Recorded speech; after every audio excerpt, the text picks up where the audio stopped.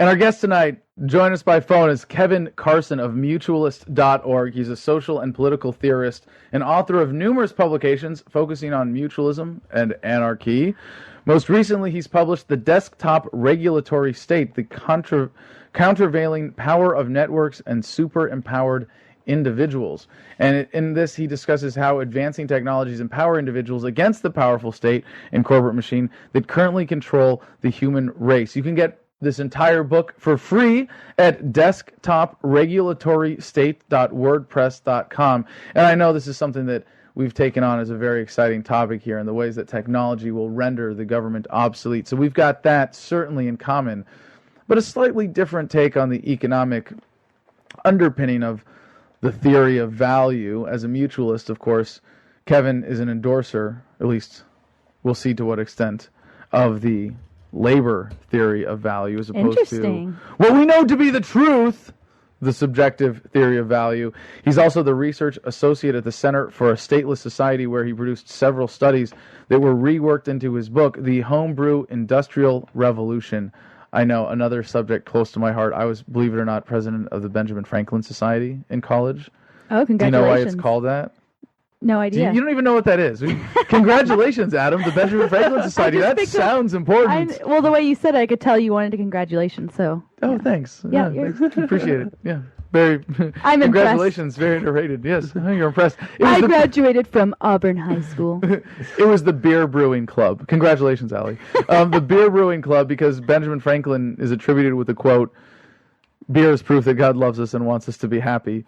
The website for the Homebrew Industrial Revolution, c4ss.org. You can check out all of his previous works, also for free at mutualist.org. Kevin, thank you so much for joining us tonight. Well, thanks for having me. I should say, by way of clarification, Desktop Regulatory State hasn't been published in hard copy form yet. What I have online is just a WordPress site that hosts the rough draft manuscript as it stands to date, in keeping with Eric Raymond's saying to visit share early, share often. Yes.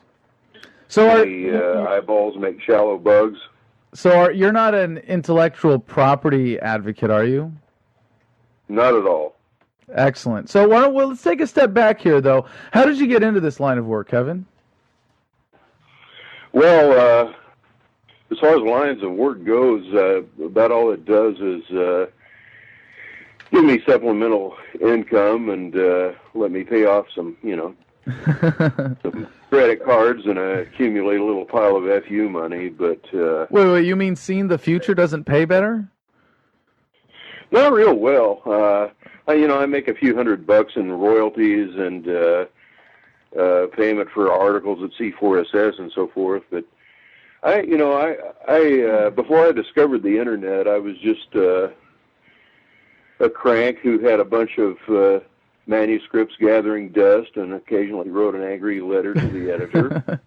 The old saying is freedom of the press is great if you've got enough money to buy a printing press. And the internet is the world's biggest printing press. I mean, you've got an potential audience of billions. You've just got to market your work to it.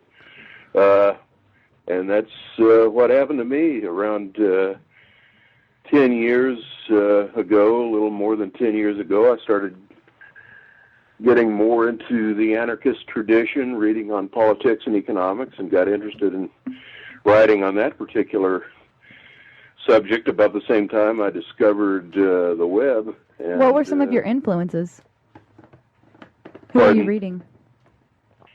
Well, the thing that really got me started on this particular track was reading Human Scale by Kirkpatrick Sale, because he had so much data, if you just play footnote hockey with his book, on how the state subsidizes big business and how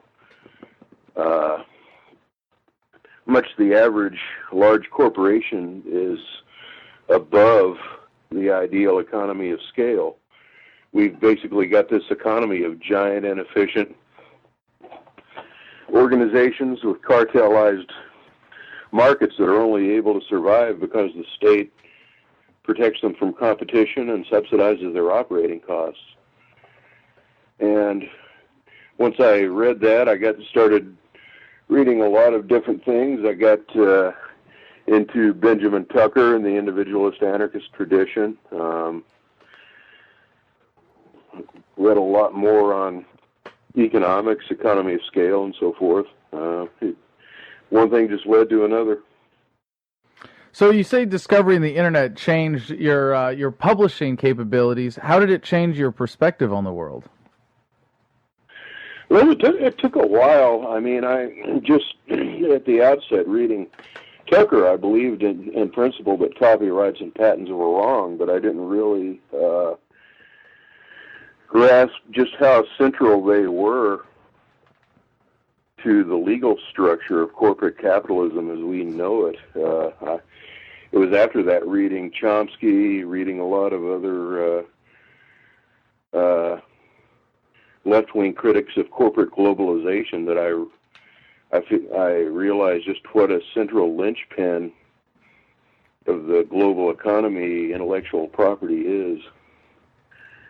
And from that point, I found out more about peer-to-peer organization, horizontalism, networked organization, and so forth. I made a good friendship with Michelle Bowens of the Foundation for Peer-to-Peer Alternatives, and since then I've had fairly close ties with a lot of people involved in the open or free culture movement, open source software, P2P movement, and so forth. And that seems to tie in pretty much directly with a lot of networked political movements, like the post-Seattle movement, 10 years ago, Occupy, global movements like Syntagma and M15. I think networks are just basically the core organizing principle of the successor society. So, how long do you think the erosion of government is going to take? Because you're with me on this one, that technology and that the production of human capacity and productive capacity is eventually going to make the state obsolete. What's your time frame on that? Well, I mean, it just pretty much, my guess is not as good as yours. I tend towards the gradualist rather than a catastrophist view of things. I figure it's going to be a punctuated equilibrium of a generation or two. Mostly gradual, with short-term spikes and crises at individual, locales and that sort of thing. But on the whole, it'll be a gradual transition from the age of hierarchies to the age of networks. Well, now you got to unpack that one. Hierarchies versus networks. What's the distinction? Well, a hierarchy, if you look at the institutions that dominate the old-style economy, they're all very large organizations centered on the ownership of property, because about 200 years ago in the Industrial Revolution, there was a major transition in the nature of production tools. It was a transition from small, cheap, individually affordable, general-purpose craftsman tools to extremely expensive, specialized machinery that only some, extremely rich person or a consortium of extremely rich people could afford to buy and then hire other people to work. You mean machinery? And from that point, like fancier machinery? This is like the Industrial Revolution you're talking about. Yeah, I'm talking about the Industrial Revolution in the 18th and 19th century. That is the basis for hierarchical organization, that it requires such enormous concentrations of capital to undertake production, So you've got the large organizations that own that amount of capital, and then from that follows the whole Galbraithian thing of countervailing power, where you need other large organizations to act as counterweights, juxtaposed against big business. And today we're undergoing a shift in the exact opposite direction, first with the desktop computer, and then with small-scale open-source machine tools, so that the means of production are becoming cheap again. Yeah, that's something that is really interesting to me, and as the way the market grows, people like where you'll see a certain technology only being available to the super wealthy, like when it's new, and then you'll see just as a matter of time, it'll come down to where it can be cheaply made and available to even the poorest people. Yeah, and they use intellectual property to slow that process down as much as possible, because the actual, in terms of actual technical and material requirements, there's no reason they should be that expensive. But whereas in the past they relied on the great cost of means of production to enforce their position as gatekeepers, now that means of production are becoming cheap, they're relying instead on intellectual property law to control people's access to the means of production. They do it by making things that are naturally cheap artificially expensive and artificially scarce, so that they can act as gatekeepers and collect rents on. Hold on, can you give us an example of that? Okay. A particular good that is being kept artificially expensive right now. Okay, a good example is the use of patent and trademark law by transnational corporation like Nike. The actual shoes, they pay the sweatshops, like $1, $2 a pair to produce. Right. And then they sell them for $200 in the United States. Part of that is the cost of shipping, but most of that is intellectual property markup. And if it weren't for intellectual property law, the people actually producing those shoes in China or Vietnam or wherever could market them to the local population, identical knockoffs for $5.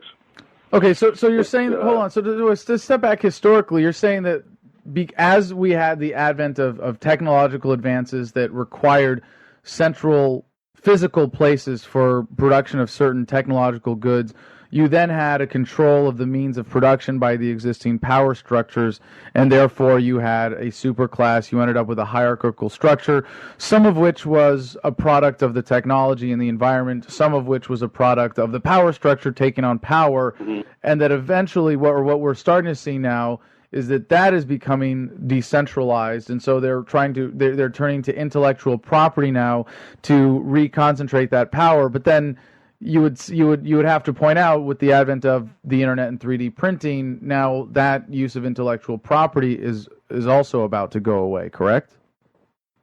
Yeah, I think it's becoming unenforceable. I would argue that even in the old days, at the height of the Industrial Revolution, they artificially increased the amount of capital outlay and overhead required to produce just by using legal structures to suppress competition from decentralized alternatives. So what would be the next thing? If intellectual property goes away because of the internet, because of 3D printing and dispersed means of creating all of these goods, what does the power, the existing hierarchical power, do next to maintain its advantage? I don't think it can. I think what we're going to see is an era of what John Robb calls hollowed out states that are becoming fiscally exhausted by a shrinking tax base, unable to provide the subsidized infrastructures and other subsidies that big business depends on. We're going to see corporations gradually shortening their supply and distribution chains and shrinking market share as local and neighborhood garage factories take over production and market in local downtown retail districts and that sort of thing. We're going to see a radical decentralization and relocalization of the economy, and we're going to see a lot of corporate and government dinosaurs going down in the tar pits. I'd like to see it as as non-catastrophic as possible, just, because I like a comparatively easy life. But how do you feel about the I think it's inflation? going to happen. The inflation of the American dollar. Well, hold on, Allie, that's a great question, but I would even broaden that to say to Kevin, if intellectual property and concentration of control over the means of production in terms of an industrial capacity has been a mechanism of the powers that be maintaining power, how has centralized fiat currency played a role in that? And do you think Bitcoin is going to signal the end of that? I think Bitcoin's a good sign just because it's providing the architecture for currency to disappear into dark nets and no longer be under the purview of the state. I don't know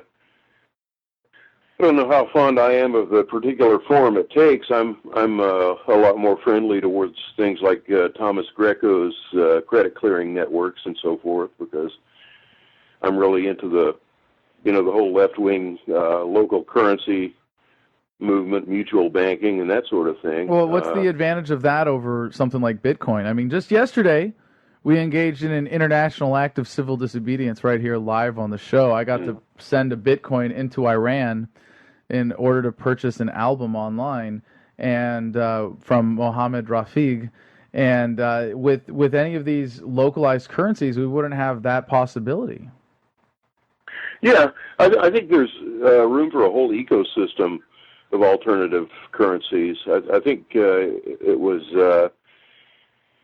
Schumpeter who made the distinction between currency as a store of value and currency as a denominator of exchange.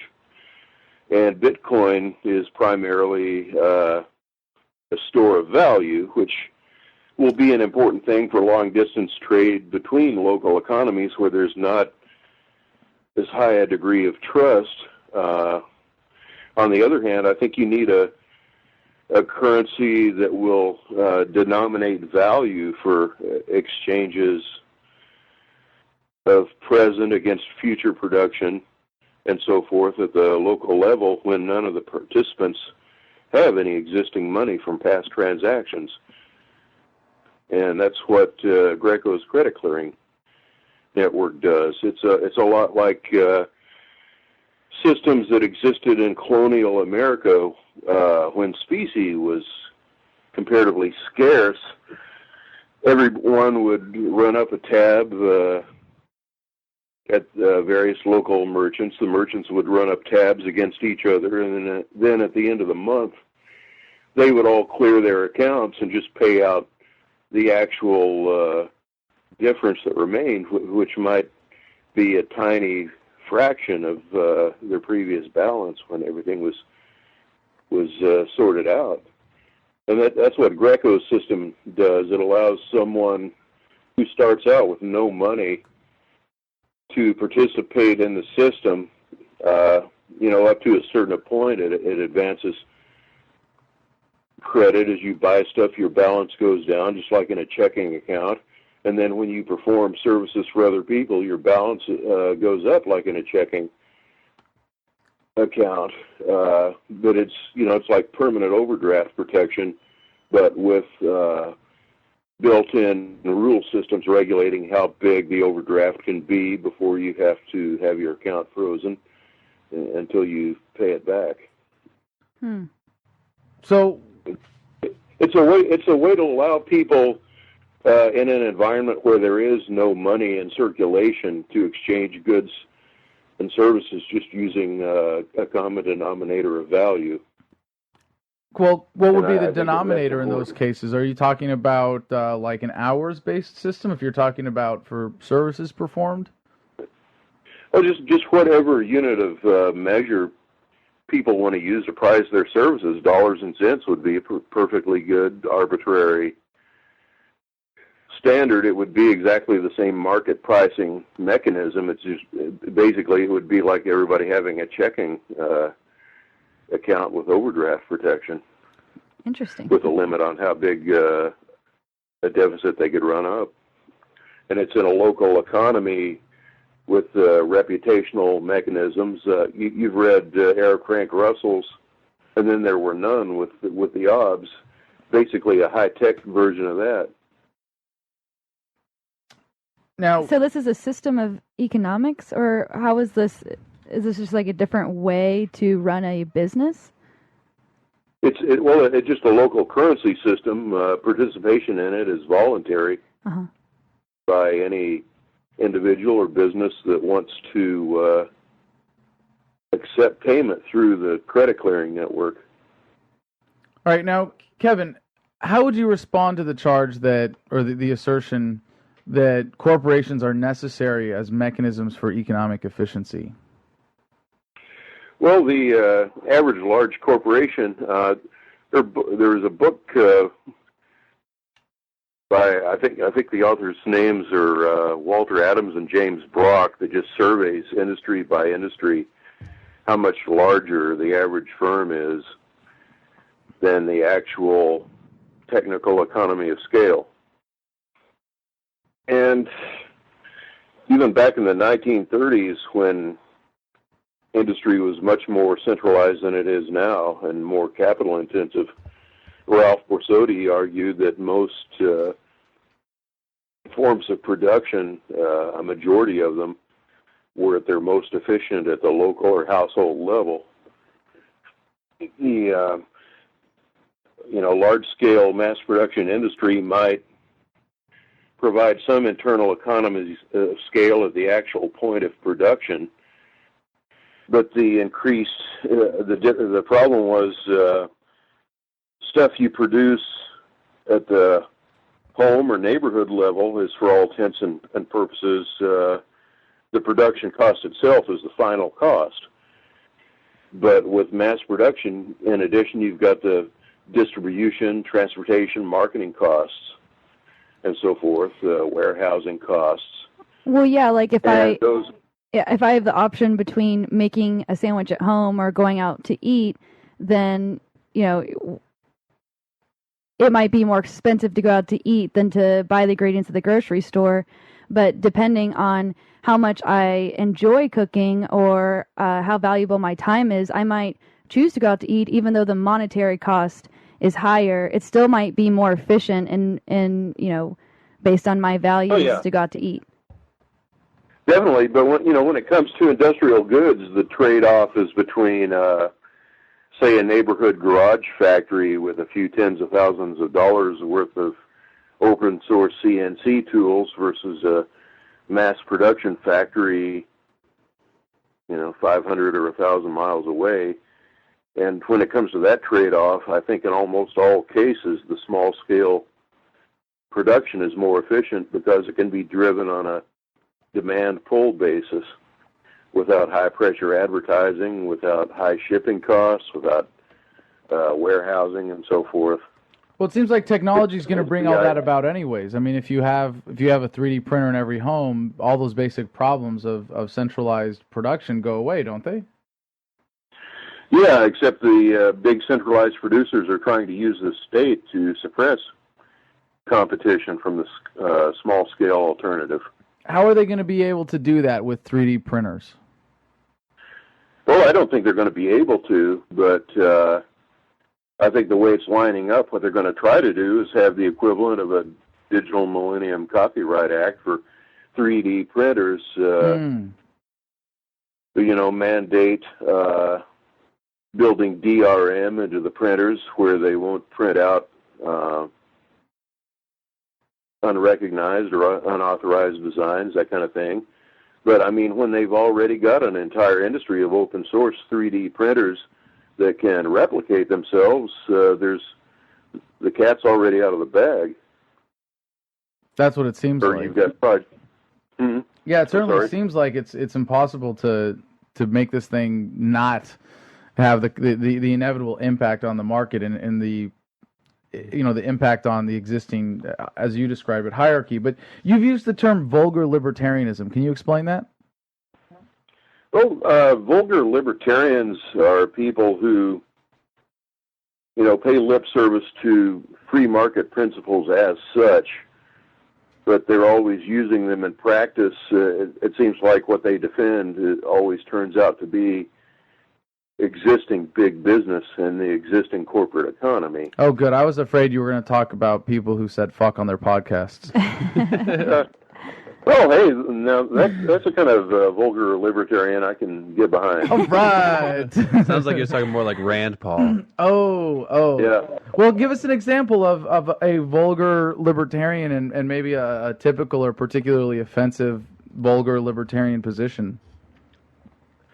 Well, I don't want to, call anyone in particular a vulgar libertarian because I think it's more of a tendency. There are a lot of well-intentioned people who occasionally slip into vulgarity and use free market rhetoric to defend existing state of affairs, and also do a lot of good stuff as well. But a typical vulgar libertarian argument would be that wealth cannot be becoming polarized in our economy, and the rich cannot be getting richer and the poor getting poorer, because the way things work in a free market is blah, blah, blah. Right. That's I have a noticed. vulgar libertarian argument. Mm-hmm. I have noticed that a lot of people will, I think see it as a more new libertarian thing, but they'll just start to sort of jump into defending whatever the current business structure is without realizing that it's a fascist economy.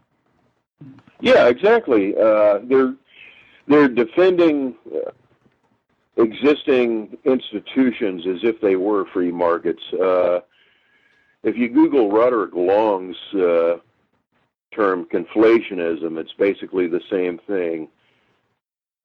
So where does value come from in the market? Okay, we're getting back to the labor theory of value thing, I guess. Finally. Well, I think over time, value comes from the individual actions of market actors. I don't think value is in any kind of inherent or essentialist thing that's embedded in the nature. Oh, certainly not. It has to do with supply and demand. Well, but now it sounds like you're rejecting the labor theory of value.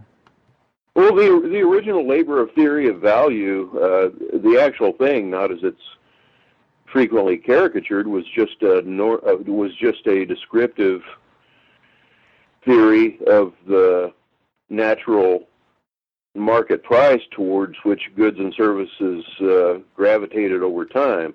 They're the equilibrium price in a free market. But they saw it as being brought about through the competitive process and through the sum total of individual actions. The idea is that over time, goods and services that are reproducible will fluctuate around a natural value that reflects the normal cost of production. But specifically, the labor theory of value asserts that it's the labor put in that determines the value, as opposed to the subjective theory of value, which sounds closer to what you're actually advocating, which would be that it's the demands of the market, not what is productively put in. And you're saying that the labor theory of value came about from an observation of the market, that things that had time and labor invested in them were generally valued more. But it was the wrong explanation for what actually creates value as determined by the market, which would be the subjective value of every person on every side of any transaction, subjectively evaluating the goods in question for themselves. Well, I would say that properly understood, the classical labor theory of value said that the very process of market competition in which buyers and sellers subjectively value things leads to a normal market price that tends to coincide with the cost of production. Right. the idea that the labor theory of value is some kind of a Platonic ideal, with inherent value embedded in goods and services by the very nature, is a straw man caricature of it. I think in reality, the subjective theory of value was an elegant theoretical mechanism for explaining how the labor theory of value works. They're complementary. Okay. Well, so the mischaracterization of the labor theory of value would be, well, it took a Foxconn worker 5 hours to make my cell phone, so it's worth $50, and it took me 5 hours to make this handcrafted needlepoint pillow, so that's also worth $50. As opposed to the subjective theory of value that says, no, it's whatever someone will pay for it to determine its value. And what you're saying is that they're not, that these theories aren't as contradictory as that simple explanation might suggest, but that rather the labor theory explains how much labor people will be willing to put into and value the labor that goes into creating that product. So you're not your concept of the labor theory of value doesn't dispute the reality that the subjective theory of value points to in the market transactions, but rather in the economic calculation behind that really determines the value and the application of capital resources in production, and that's why you would call it the labor theory of value, not because of some arbitrary designation based on how many hours went into producing something. It has a certain value. Is that a fair assessment? Yeah, exactly. If you want to see an explanation for the subjective utility mechanism behind the labor theory of value, just look at Adam Smith's illustration of the trapper and the hunter exchanging beavers versus deer. The goods tend to exchange at a ratio that stabilizes around the comparative amounts of effort embodied in them, because the hunter and the trapper are rational, utility maximizing individuals making their own individual make versus buy decisions as the price fluctuates. If it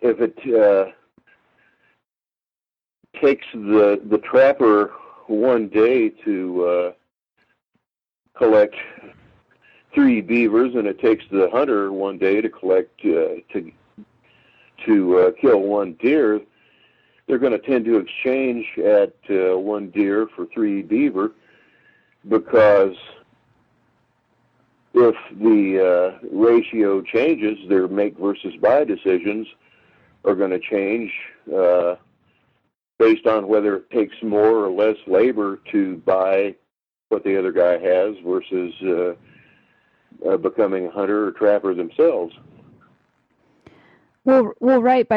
Isn't there has to be there's a difference of opinion, I think, between the labor theory of value. Doesn't that say that something gets its value from the labor that's put into it, whereas there's, like, as far as the consumer, who is the one trading the value for the product, they don't particularly care how it was made, unless they do place some value on that. But in general, they just care about getting that good at the cheapest price. Right. I think he's saying that that's a mischaracterization of this, of the subjective theory of value. But I had a couple comments that I saw in the chat here I wanted to share, because there's an interesting conversation going on right now. Someone's saying that I'm going to be I'm going to turn into a mutualist now, so we're going to have to ask Kevin about that.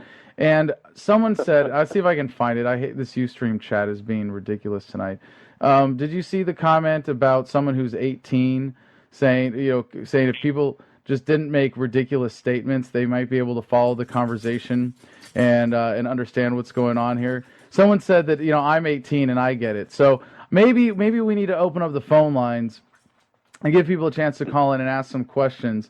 But Kevin, while we're doing that, because we're going to let people on here in just a minute, the number is 567-314-1698. Oh, Don Voices here responds in the chat. Ridiculous statements are part of the fun in the chat. Well, it's okay. You can make ridiculous statements and still get the value out of having an intense economics philosophy conversation here. Again, the number is 567-314-1698. Our guest tonight is Kevin Carson. So, Kevin, how does this economic perspective make you a mutualist, and what does that mean?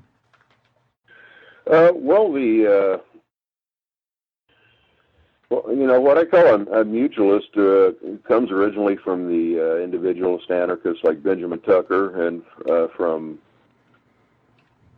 Pierre-Joseph Proudhon, who coined the term mutualism in France. My term for it is free market anti-capitalism, because I define capitalism as opposed to the free market as a system where the state intervenes in the economy on behalf of capitalists to create artificial scarcities, erect entry barriers, enforce monopolies and cartels and so forth, so that capitalists can collect rents from them. And the natural function of a free market, when you take away all these artificial state-enforced scarcities and monopolies, artificial property rights and so forth, the natural tendency is for competition to drive the price of things down to their actual cost of production, and to drive up wages to the equivalent of the actual value produced. So hold on. So would you say that mutualism is not so much a political position as it is a description of what you see a true free market being, in contrast to a government-managed market? Well, it has a lot of meanings to it. Just in the descriptive sense, I would argue that a genuine free market with no artificial property rights or artificial scarcities is the closest approximation to true socialism, where labor tends to control the production process and to receive its full contribution to value. So you're saying that in a true voluntary free society, what we end up with is looks more like socialism? Yeah, it's a society with either non-existent or very low rents, interest rates, rates of profit, and so forth. But the other side of mutualism is as a practice, and this goes back more to Proudhon, where he was arguing for mutual aid associations, friendly societies, cooperatives, and so forth as the primary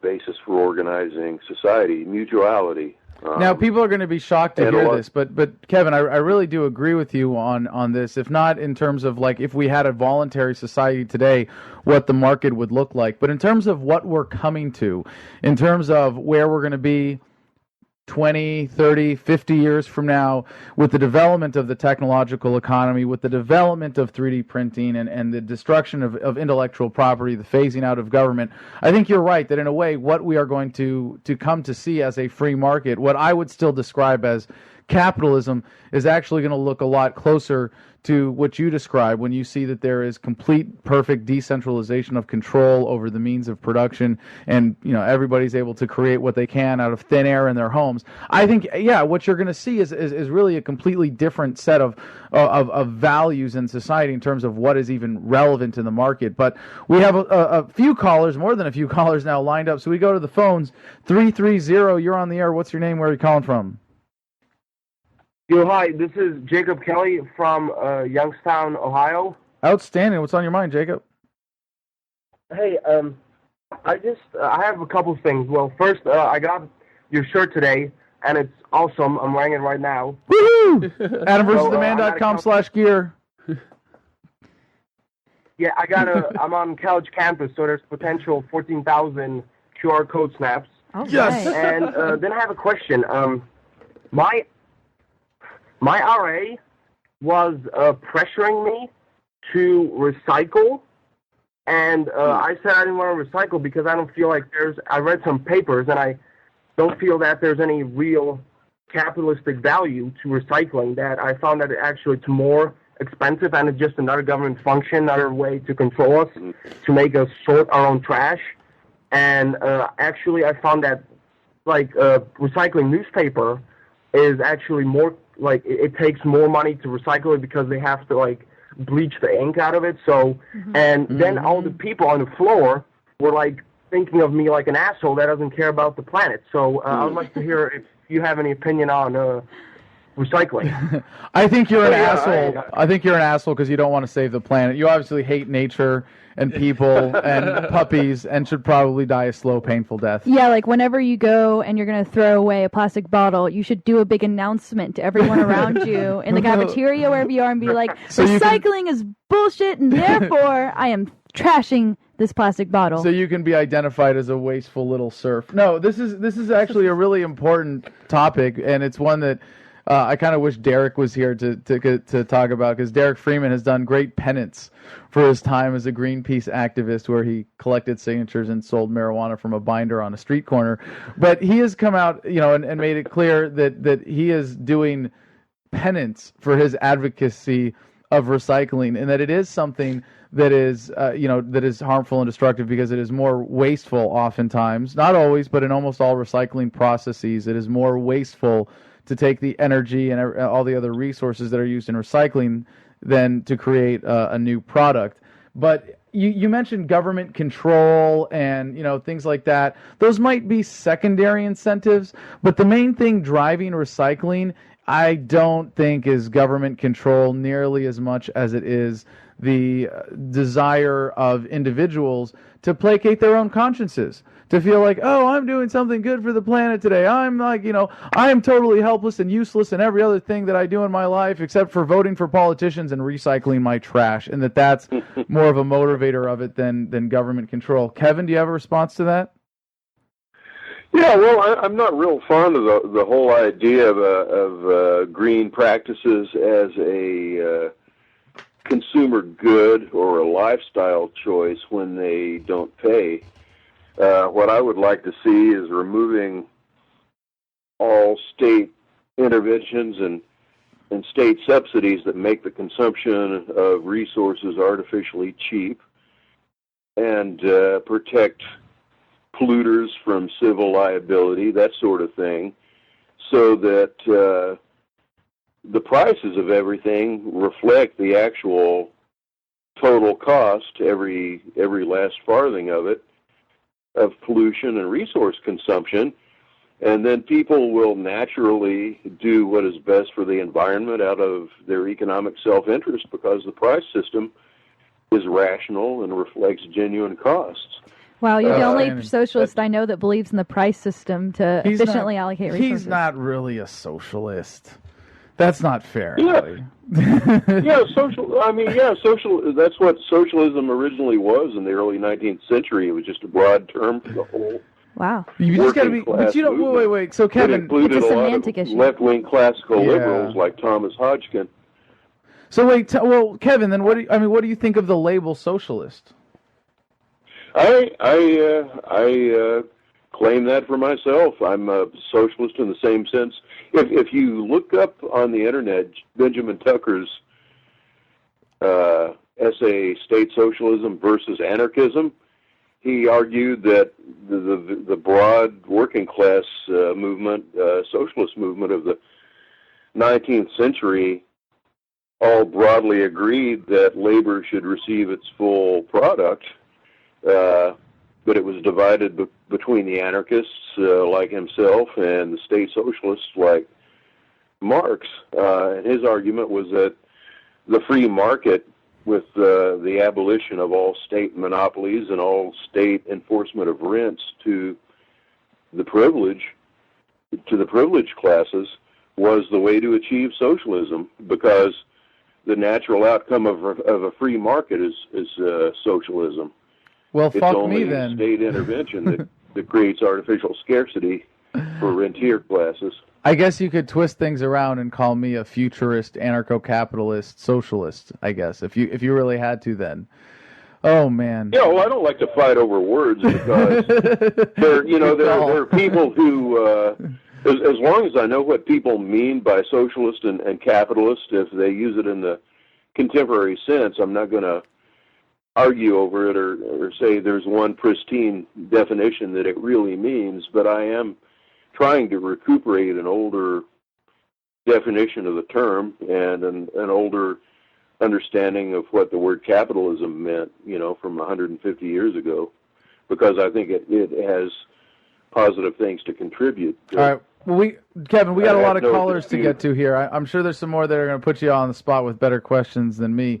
727, you're on the air. What's your name? Where are you calling from? Zach Levin again. What's on your mind, Zach? So yeah, he's talking socialism in like the classical liberal sense. So I can go with that.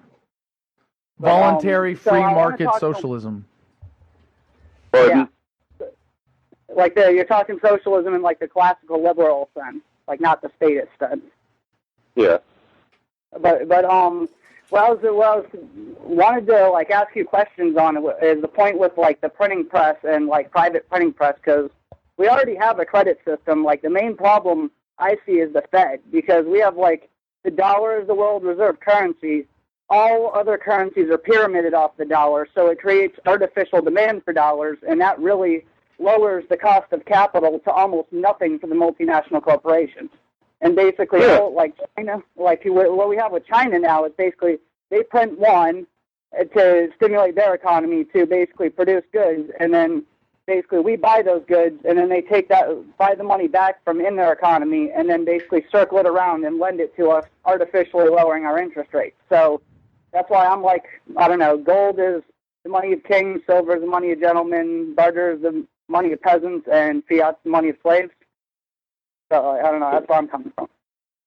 Yeah, I think the hard money people, the gold bugs, the Ron Paul types, and the people like me, the soft money types and the hippy-dippy let systems people, we're basically like blind men pointing to different parts of the same elephant.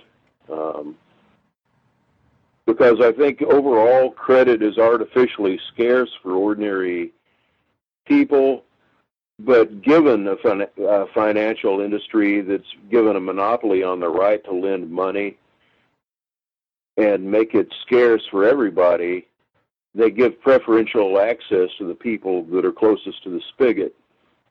But see, like when interest rates are forced to rise, then basically those people are forced to come off the money. Or basically, I mean, if one guy ends up with the gold, all of the gold or all of the silver, it's pretty apparent who the problem is.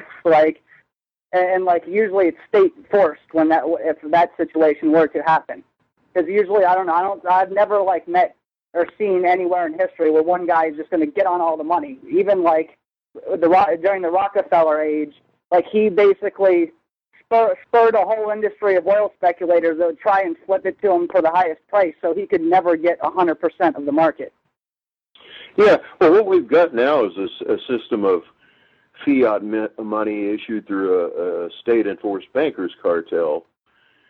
And if we're going to have a fiat money system, I think it would be a less unjust fiat money system to go with something like Joseph Douglas's social credit or through Lincoln's greenback system, because if you're going to create money, pardon?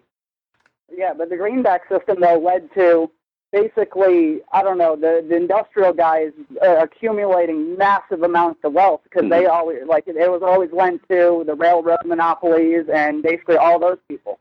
So and basically when you print the money, the laborers don't get the money first, because as you print the money, the speculators, the borrowers, always get the money first, and they run the cost of living up basically before anyone can get it.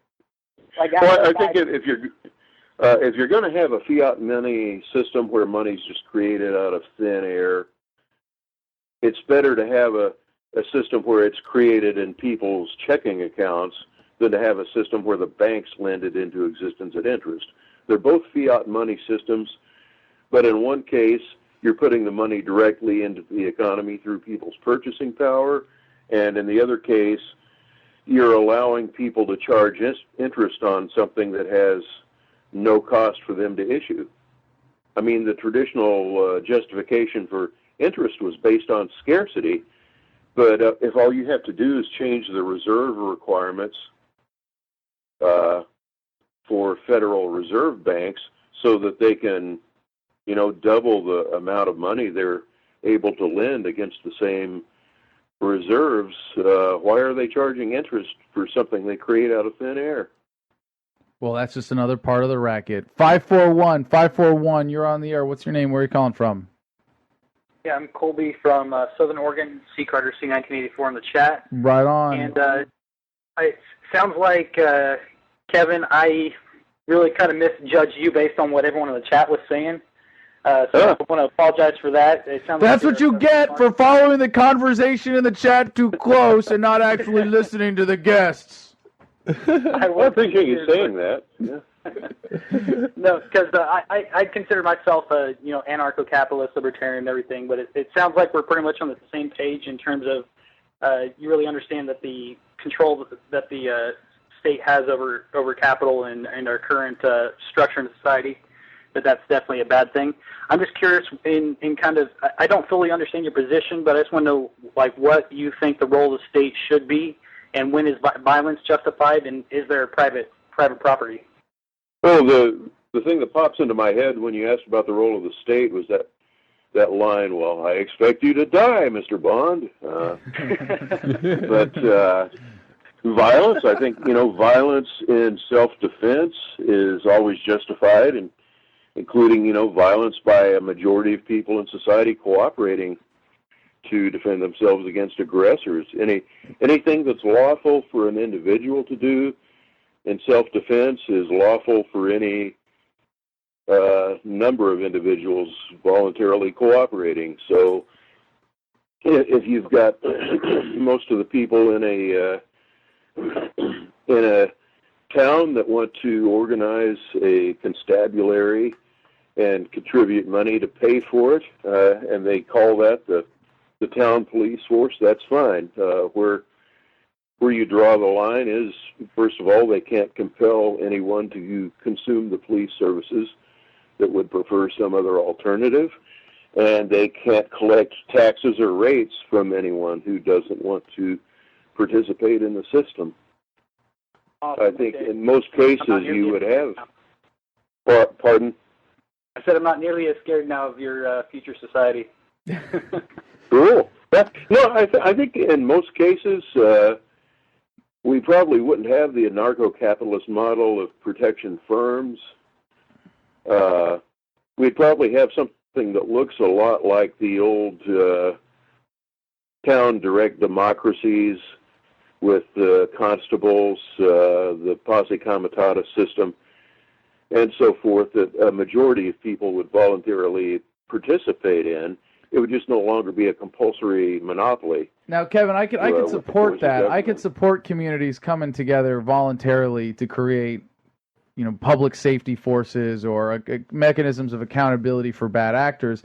But I do disagree that that's where it's going to go. And I agree with you that the state will be obsolete as we know it, that the idea of a centralized police force imposing its will be obsolete. But that one of the reasons this is going to happen is because the fundamental psychological soil will have been tilled by technology in a way that allows for it to be much healthier and that you won't have the same kinds of problems. And, the fact that we have a police force is a product of, in a sense, a demand of the market, poorly expressed through voting and government.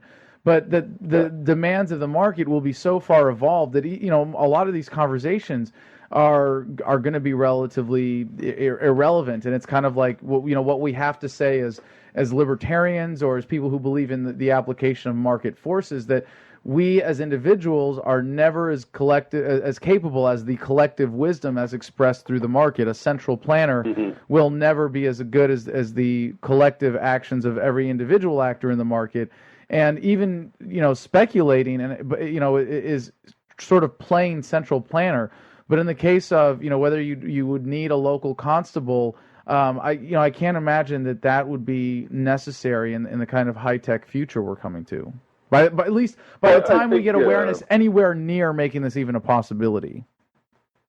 Well, I think there would be a huge, minority niche market for private business firms providing protection. There'd probably be a lot of people that didn't participate in any system, just thinking they could rely on the free rider effects of an armed populace and the likelihood that anyone contemplating robbing their house wouldn't know whether it was safe or not, and so forth. Right. But I think in general, the tendency would be to go back to the way crime prevention was organized before the rise of professional police forces, like, in New England villages 250 years ago, that kind of thing. Well, Kevin, you've said a you've function of the society rather than the state. Kevin, you've set a record already for the guests getting the most calls on Adam versus the Man, so we're going to try to power through these. If you don't mind sticking with us, we really appreciate this, and that so many in our audience have decided to engage with the set of ideas that you've put forth here. I think it says a lot about their relevance, especially to our audience, to people that care about moving the word forward and making a better future. So we're going to go back to the phone, say thank you, Colby, for the call. 313, you're on the air. What's your name? Where are you calling from? Hey, this is Justin Yeary from Detroit, Michigan. I'm also known as Logically Positive on Tumblr. And I just want to say, Adam, I met you at PorkFest 2010. You convinced me not to join the United States Navy, and I don't know how much I can thank you for that, man, because, my life is going great right now, and I know if I was in the Navy, it wouldn't be going as great as it is. So once again, thank you so much for that. Well, you're very welcome. Thank you so much for calling in and for being a part of PorkFest. Yeah, and I want to say thank you to Kevin for your book, Studies in Mutualist Political Economy. I've read that, cover to end, and it's just a great book, and I'm a big fan of you. But my question for you specifically is I've been studying a lot of Karl Marx, actually. Specifically, I've been reading Capital Volume 1, where he talks about his particular dialectical interpretation of the labor theory of value. So I was wondering if you could go into and sort of highlight some differences, particularly between your interpretation of labor value and Marx's and Capital. Well, the big difference. Well, first of all, I'll say I find a lot of stuff useful in Marx, but it's mostly second and third order stuff. My main disagreement is over his starting assumptions. For Marx, the difference between the price of labor power and the value of labor product is something inherent in private ownership of the means of production. Once you've got a class of people who own the means of production and higher wage labor, it's just an inevitable offshoot of the market that they're going to be paid less than the value they create. He sees that as natural.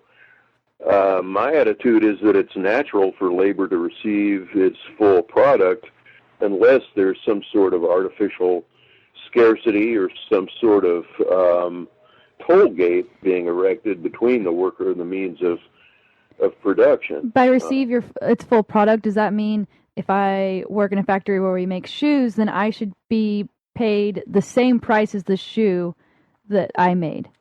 No, but the value that you put into the shoe should be properly evaluated. Well, I was trying to ask him to clarify what it meant, the full value. Yeah. Kevin.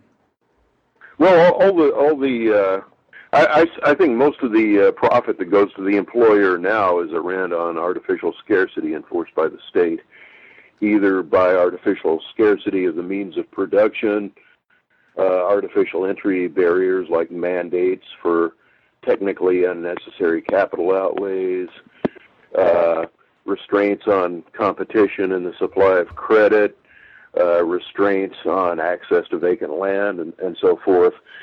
Hold on, Kevin. I want to underscore the significance of this, because oftentimes as libertarians dealing with lefties who are anti-corporations, we like to say, well, we're anti-corporatism, and say, well, but corporations are necessary mechanisms of efficiency, yada, yada, yada. I think most people who are familiar with the show are familiar with that line of reason and that particular pitch for the message. But this is really important in quantifying corporatism. When you say, what is the product of corporatism, or what is the effect of corporatism, one of the very important ones that Kevin is pointing out here that is not often articulated by libertarians is that the consequence of corporatism is that the value of the labor contributed by an individual employer, that corporation, is undervalued by the market for labor because the corporation is able to take more profits than they would otherwise because of all of these policies of corporatism, and that their share of the profit, as he said, is a product of or a consequence of some form of artificial scarcity. And that's a level that most libertarians don't go to in the economic analysis that would go a long way to really addressing the people that say, well, what about the worker getting screwed? And really acknowledging that very legitimate bleeding heart argument. Yeah, Franz Oppenheimer argued about 100 years ago that it's only possible to exploit labor economically when you artificially close off competition from self-employment so that the employer is not competing against the So, in other words, you don't think that as a result of the alienation of labor, and the subsequent commodification of it, as trading labor power as a commodity, you don't necessarily think that implies exploitation, is what you're saying? No, I don't believe that the sale of labor power as such leads to exploitation. I think the sale of labor power is probably on a much larger scale than it would be in a free market, and I think it takes place under much more alienating conditions. The kinds of stuff that Claire Wolfe writes about in Dark Satanic Cubicles and Killing the Job Culture, because I think of the bargaining power of labor was increased where employers were competing for labor instead of workers competing for jobs. There's a lot of crap workers have to put up with now, just demeaning stuff like peeing in cups and the surveillance cameras and all that stuff that wouldn't be taking place, but I don't think it's inherent in the sale of labor power. All right, 203. Thank you so much for the call, Justin. 203, you're on the air. What's your name? Where are you calling from? Hi, I'm Alex from New York, and I have two questions for Mr. Carson. Hit it. One is that in an article on the Center for a Stateless Society called Getting Off the Hamster Wheel, he seems to support Keynesian economic spending, at least in the short term. Is that the case, or was I misreading that? I don't advocate it. I say it's the only way for the existing model of capitalism to survive. Whatever you believe about, what is the, trying to think. Wait, hold on. You gotta untangle that one, though. I mean, do you want the current model of capitalism to survive? Does it need to survive for a time period for a transition? What are you talking then? No, I'm just saying that given the way capitalism is organized right now, the Keynesians are correct in saying that increasing aggregate demand is the only way to keep the system from collapsing. I think it's going to collapse. The problem with Keynesianism is that when Keynes wrote, the original idea was for the government to run deficits in recession years and then pay back the debt by running a surplus in good years.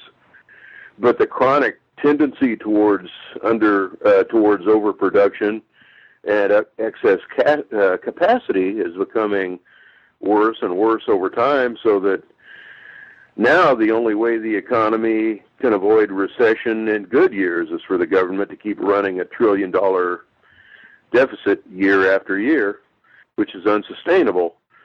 So Keynesianism is the only way to keep the system surviving in the short run, but in the long run, it's going to go bankrupt.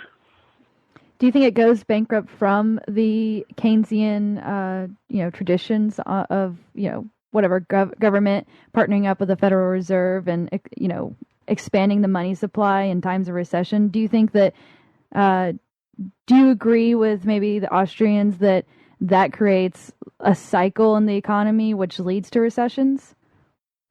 Well, I'm not wholly sold on Austrian business cycle theory as the Rosetta Stone of recessions, and and recoveries or anything, but I think expansion in the money supply has a lot to do with misallocation of capital, yeah. And I think that one of the biggest influences on me in this regard is John Hobson, who wrote on the theory of imperialism about 100 years ago, where he said that when the government enforces artificial scarcity and enforces rents to a particular class of people, the effect is to redistribute income from people that have a high propensity to spend and give it to people who have a high propensity to save and invest. So you wind up with chronic underconsumption and excess productive capacity. And I think this problem's become worse and worse over the last century. It probably would have killed the system off in the Great Depression if FDR hadn't solved it by blowing up most of the productive capacity in the world outside the United States and creating a permanent war economy to soak up surplus production. And that worked until the 1970s when Japan and Europe rebuilt, and we've been back in the same boat since. And as far as it takes more and more spending by the state. It takes more state activity to create new industries, to create stuff like the interstate highway system, the car culture, permanent war economy, and so forth. Like Emmanuel Goldstein said in 1984, you solve the problem of excess production by putting all of that production capacity into things that will be sunk to the bottom of the ocean or blown up into the stratosphere. All right, hold on. Alex, you had another question? Yeah, my second question comes from, I believe it was in The Great Domain of Cost Plus. You talk about how, in your vision of your ideal society, is it true that you think that there would be lower economic growth rates than there are now? Yeah, because all economic growth is an accounting mechanism that tells you how much money was spent producing the sum total of goods and services. When you have technologies that drastically reduce the cost of producing stuff, that basically destroys exchange value. So you might have an economy where the GDP on paper seems to be imploding, but it's because everything is so damn cheap. You have an economy where everybody's working 15 hours a week for stuff that used to, take 40 hours a week to acquire, and the cost of the goods and services is lower because it's been stripped of all the old artificial scarcities and subsidized waste, and everybody's actually living better, but on paper it looks like the economy just fell down a rat hole. And I hate to mention it again, but it's interesting to think, what is the effect that 3D printing is going to have on the GDP? It's going to destroy it. Guess what? We're going to be, and it's going to expose exactly what Kevin just said about the GDP being simply a mechanism of accounting, not a mechanism of productivity or quality of life or happiness or anything like that. Alex, thank you so much for the call. 660, you're on the air. What's your name? Where are you calling from? Is that me? You guys hear me? Yep. Go ahead. All right, my name is Derek. I'm from Rolla, Missouri. All right. What's on your mind, Derek? I got two questions for Kevin. Does everybody have to have two questions? Hold on a second, Derek. I just want to make it clear for people that are considering calling in tonight. You may have one question. You may also have three questions. All right, go ahead, Derek. All right. My first question, you already touched on a little bit earlier when you were talking about private defense agencies and such. But my question is this: how does your mutualist perspective differ than traditional anarcho-capitalist perspectives in the tradition of like Rothbard and, say, David Friedman and things like that? How does the mutualist system differ from that?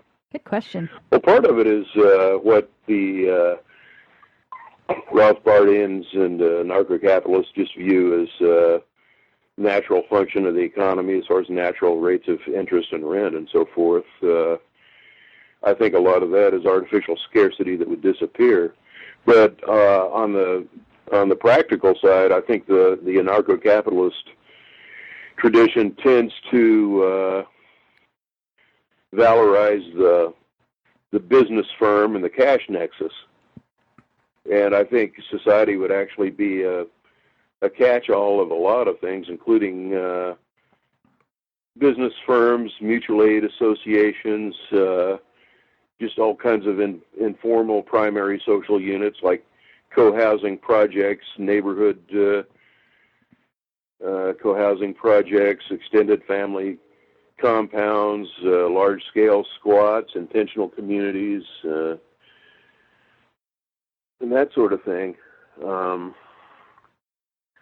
We would a major part of the economy would be things that weren't monetized, that just took place on an informal basis, either through production within non-monetized production within primary social units, like the household or multiple household associations, barter systems, and that's gift economies, and so. What if I have tenants and I charge them rent?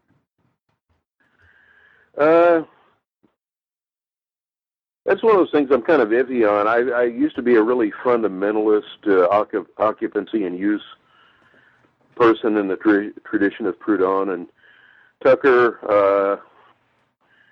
The more I think about it, the more I think you would capture most of the value by just eliminating state enforcement of title to vacant and unimproved land.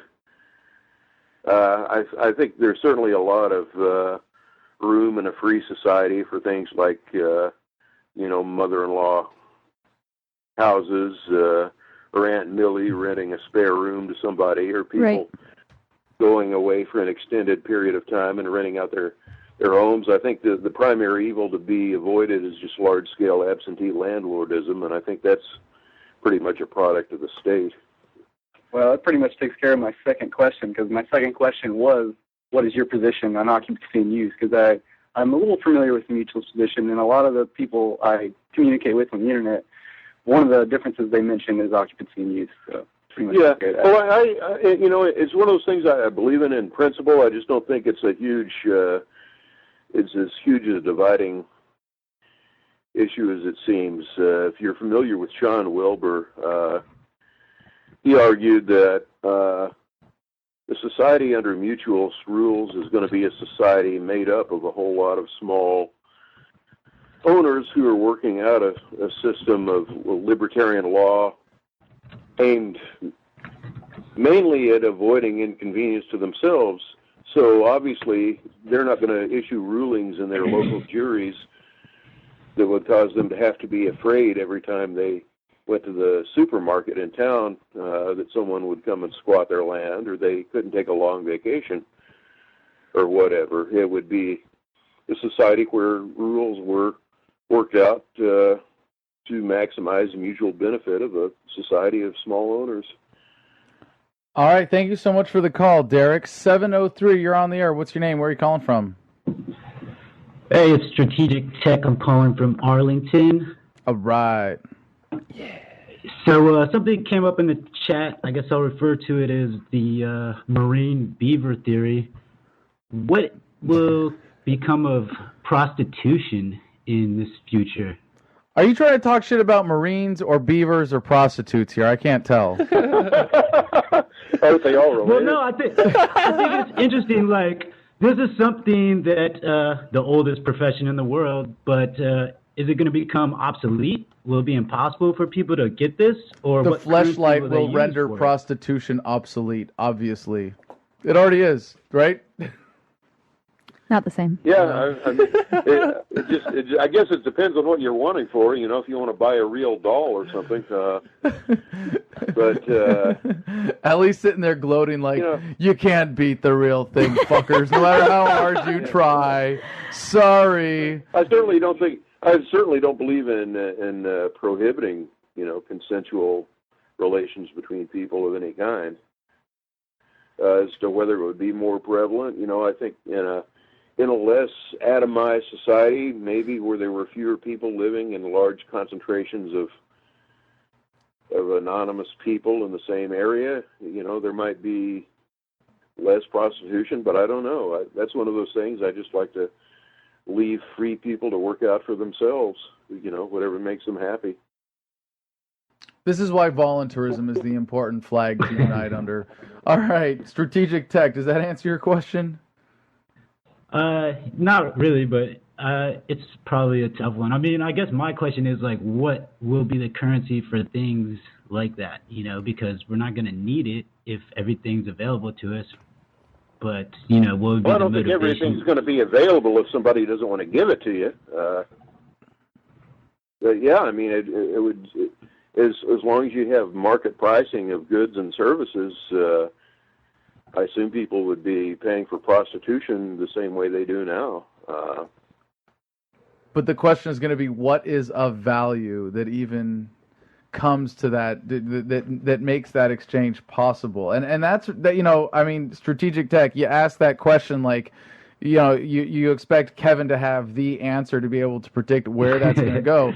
But I think shillions. We're all it's going to be 25 Bitcoin for a blowjob and 50 for a lay. Obviously, you can't predict those things. You can't say because that's.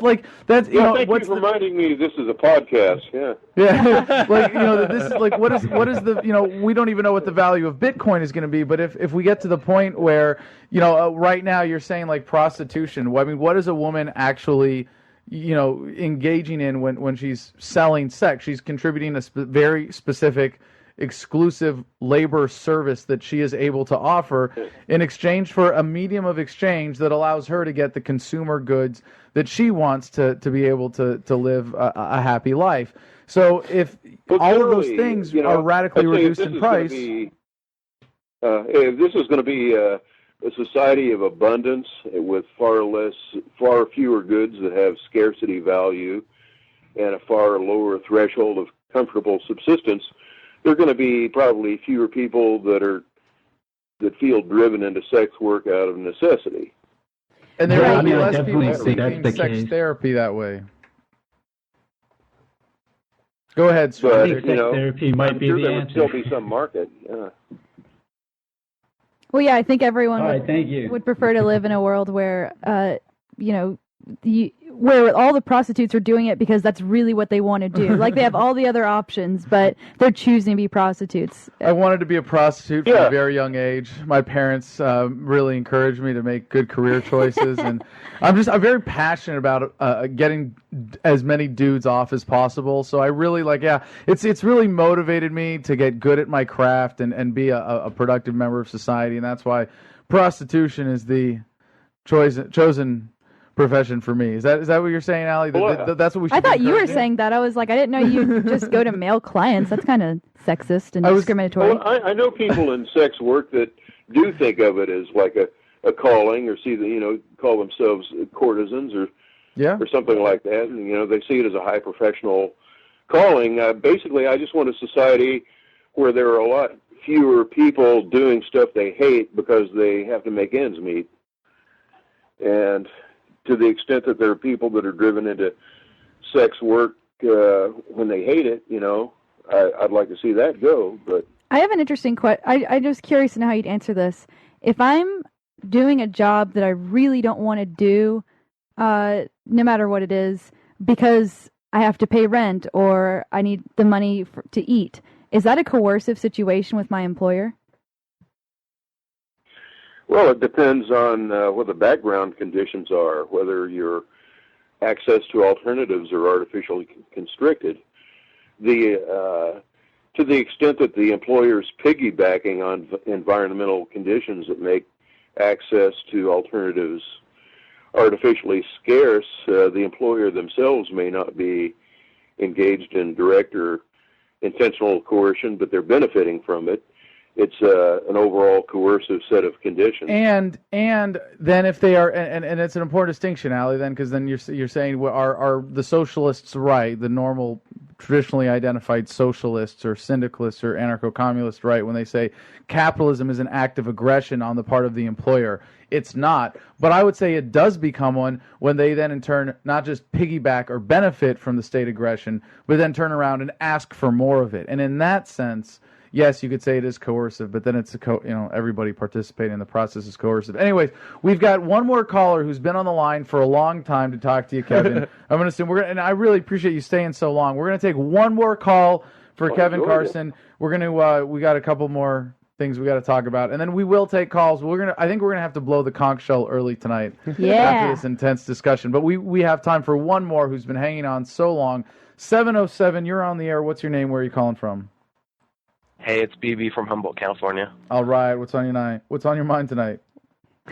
Well, just starting with the whole prostitutes thing, I think we got to get Derek J on the Save the Prostitutes initiative. But back to the topic, I wanted to mention an author, Frederick Bastiat, and I know I'm butchering the last name because I'm not French, but he wrote a book called The Law. The Law. Back in 1850. Yes. Karl Marx hated his guts, but we were talking about the right to defend earlier. And in there, he said you have the right to defend, your person, your liberty, and your property, and that the collective wouldn't have any more rights of defense than that. Now, in my opinion, he's like one of the ultimate minarchists, but he's right there alongside Benjamin Tucker. My question... Wait, hold on. You're saying Bastiat was a minarchist? I'm pretty sure he was at least a voluntarist anarchist of some sort. I mean, from my reading of the law, I don't know. It's been a while. I think you might be wrong, Adam. Am I wrong? I think you might be a little wrong. Because it seems I might be wrong on Bastiat himself, but what he lays out in the law is an analysis of the nature of government through the lens of what is the law that pretty much disqualifies the entire thing, discredits the entire concept of laws or government existing in the first place. I mean, he's pretty clear. The only purpose of the law is to defend, or the right to defend your person, liberty, and property, and that laws should only be made to that end. Well, he also described government as that great fiction by which everybody tries to live off of everybody else, or live at the expense of everyone else. Minarchists say lots of smart things. He also praised the United States government in 1852 in the law. So, all right, fair enough. That was shortly after Andrew Jackson killed the central bank, just a reminder. What is it with, anarchists from other countries all of a sudden selling out for the United States? Ayn Rand was the same way. It's like, well, it's okay if it's the United States. They just don't want to piss off our government. Tucker, he didn't move. He actually moved to France and supported World War I. So. Oh, lame. Disappointing. Thanks for telling us. Well, he was pretty screwed up and depressed before he died. So he was pretty much ready to throw in the towel by then. Oh. There's even that guy Adam Kokesh who calls himself an anarchist but drives on government roads all the time. Such a fucking hypocritical douchebag. Such a socialist. All right, Humboldt. Kevin, one more question, though. What do you think about natural scarcity inflating value? For example, if I grow strawberries and there's a frost, obviously there's going to be less strawberries, but labor's not really involved in the value there, is it? Well, there's always going to be a fluctuation in value in the short run from scarcity. The law of cost, or the labor theory of value, is about long-term equilibrium price of goods that are reproducible. So the way I look at it, the marginalist theory takes a snapshot under the spot conditions of supply and demand at any point in time, where you've got Brumbaverk's marginal pairs, and some of them go away disappointed, either buyers or sellers, and at any given time, price is determined by supply and demand under those spot conditions, right? But over time, supply and demand fluctuate in response to price signals, which causes the supply to adapt until the price coincides with the cost of production, which is the equilibrium value.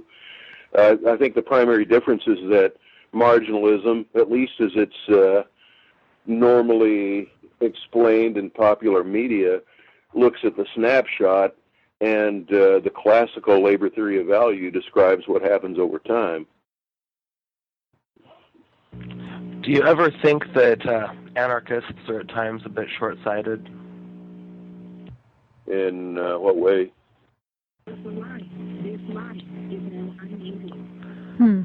Basically, in the sense that you can't plan ahead for, say, 2 generations from now, and because you don't have the policy making of government. And on the flip side, that maybe statism is a little inefficient because it moves too slowly.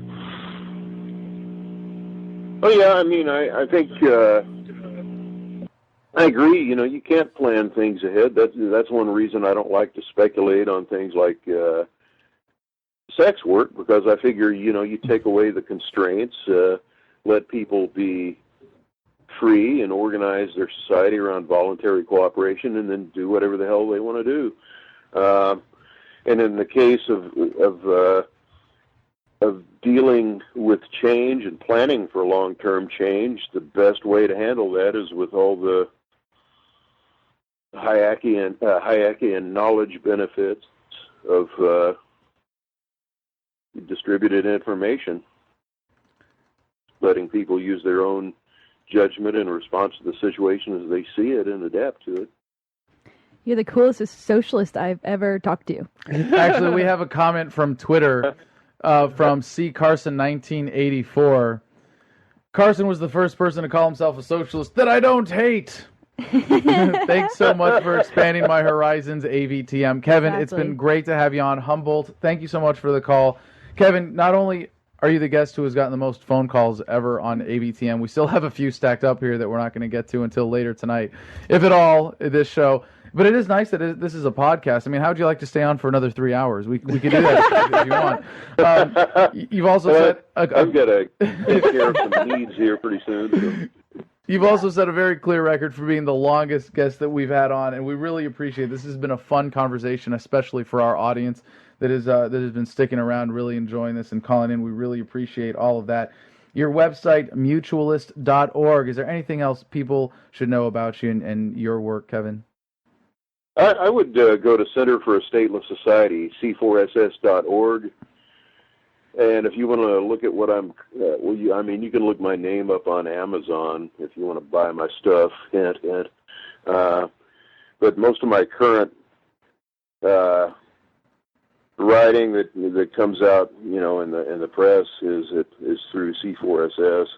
And other than that, I'd like to say this has really been a lot of fun. I appreciate you all inviting me on there, and thanks to everyone that called in for the great questions. Absolutely, Kevin. Thank you so much for joining us. And Kevin Carson, again, the website... This line is now muted. Whoa. No, excuse me there. Thank you, Kevin. The website, again, mutualist.org. And I really think that... Well, I think that our phone system is having fun with me. I really think that people like Kevin Carson, who are having an impact and making themselves so relevant to people like the Adam versus the Man audience, who are so keen on these ideas, are going to be the ones that we look back on very shortly as the intellectual heavyweights of our generation that are looking forward with a new economic model. And I think, also when you can get past the, hey, are you a voluntarist? Do you believe that, human interaction should be voluntary? Anybody who's thinking along those lines and looking forward and analyzing the economics from that perspective is making an important contribution. Now, someone in the chat said they're witnessing the conversion of Adam Kokesh to a socialist. Not exactly. No, but I did gain a certain appreciation for an economic perspective that, while different from mine, is one that I have immense respect for, is one that acknowledges the same basic assumptions about morality and asserts the same basic tenets about liberty and individual rights. And so we're excited to include people like Kevin Carson in the conversation. And we're going to be having lots more guests in the future. We're not like the fact that we don't have any other guests tonight. It's nice to be able to have someone on for almost an hour and a half. But yeah, that was awesome. And the chat seemed to respect him more and more as the show went on too. Yeah, absolutely. So we're going to be looking for more guest suggestions. If people want to send them to Adam at adamversustheman.com.